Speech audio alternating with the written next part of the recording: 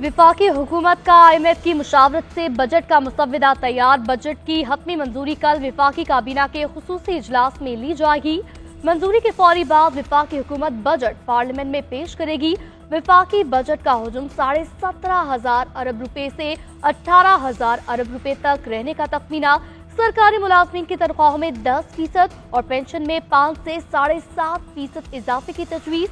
तनख्वाहदार तबके के लिए इनकम टैक्स की शरह में कमी पर काम जारी। गाड़ियों पर सेल्स टैक्स की शरह 12.5 से बढ़ाकर 18% की जा सकती है।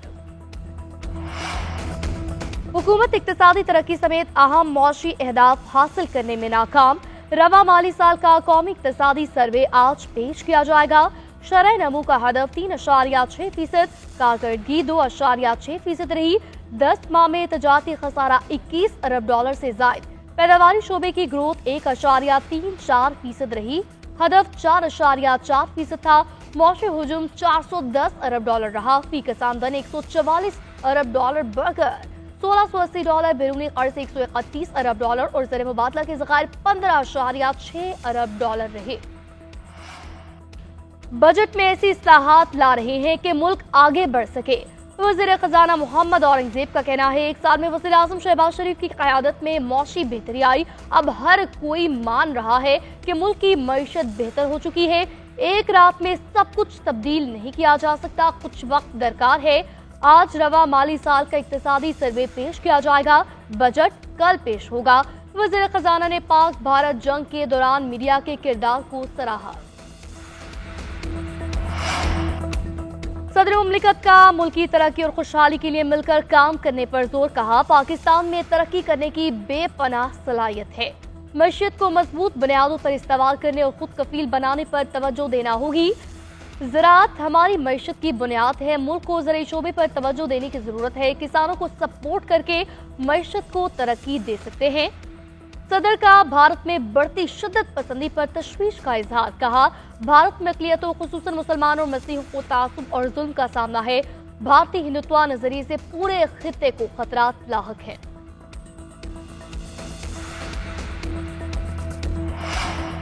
बजट से आवाम को रिलीफ की उम्मीद। ताजरों ने टैक्सों में कमी का मुतालबा कर दिया। बेशतर पाकिस्तानियों को उम्मीद है कि बजट में कीमतें कम होंगी और कमजोर तबकात को रिलीफ मिलेगा।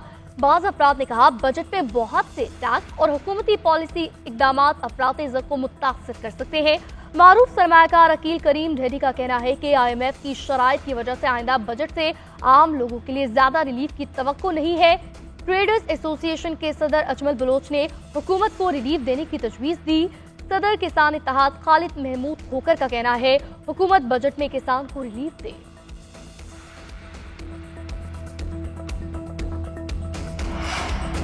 ₹2 लाख तनख्वाह वाला टैक्स देता है। करोड़ों रुपए कमाने वाले कुछ भी नहीं देते। टैक्स नहीं, टैक्स नेटवर्क बढ़ाए।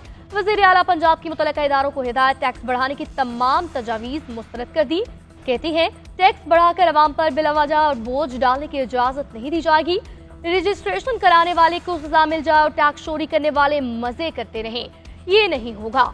आम आदमी पर माली बोझ नहीं डालना चाहते। सीएम पंजाब का नॉन रजिस्टर्ड रेस्टोरेंट और शादी हॉल्स की रजिस्ट्रेशन का हुक्म।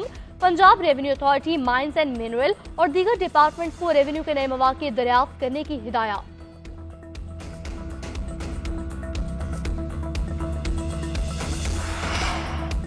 मुल्क भर में गर्मी की शदीद लहर। सिंध, बलोचिस्तान, KP और पंजाब के जनूबी और वस्ती अजला हीट वेव के जेर असर आ गए।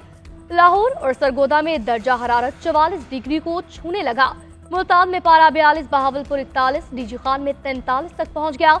नवाबशाह और सिब्बी में 41, जैकबाबाद और दादू में 42 डिग्री की गर्मी। इस्लामाबाद में भी सूरत सवा नेज़े पर 39 डिग्री दर्जा हरारत रिकॉर्ड। महकमा मौसमियात के मुताबिक गर्मी की हालिया लहर 12 जून तक जारी रहेगी।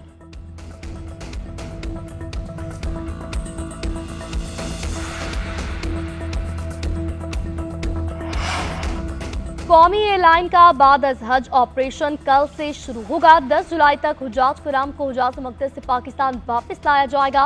मजमूई तौर पर 39,300 आज़मीन शामिल होंगे।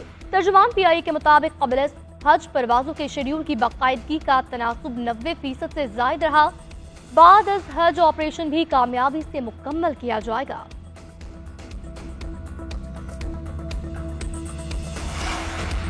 और ईद उल अजहा का तीसरा दिन भी भरपूर तरीके से मनाया जा रहा है। मेल मुलाकातों, दावतों और पार्टीज का सिलसिला आज भी जारी। घर घर लजीज पकवानों की है तैयारी। मेहमानों की खातिर मदारत के लिए तरह तरह की डिशेस तैयार। नौजवान छुट्टी का आखिरी दिन सैर सपाटों में गुजारने लगे। दावतों के दौरान खूब हल्ले गुल्ले के प्रोग्राम। रात को बारबेक्यू पार्टियां सजेंगी। बच्चों के भी मौज मस्ती के प्रोग्राम जारी। गर्मी की परवाह किए बगैर कजन्स और दोस्तों के हमरा पार्क और तफरीह गाहों में पहुंचे। ईद के तीसरे दिन भी सुन्नत इब्राहिमी की पैरवी में जानवरों की कुर्बानी की।